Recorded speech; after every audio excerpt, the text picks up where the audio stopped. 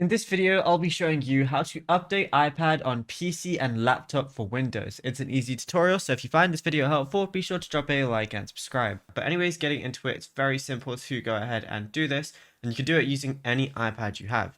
So what you want to do is on whatever PC you're on, firstly go over to your Microsoft Store, you can go ahead and click on it, and go to the very top and type in Apple devices.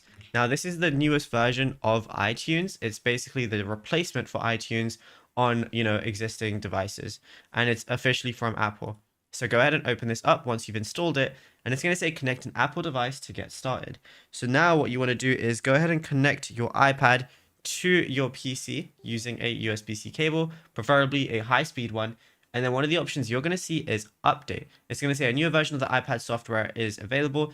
To update your iPad with the latest software, click update. So then all I would have to do is click this update button right here, and it says your computer will update your iPad to iPad OS and will verify the update with Apple. So all you have to do is click update right here, and then you'll be good to go.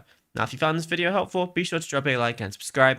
And also be sure to check out all our other tutorials that we've been posting on the channel as well.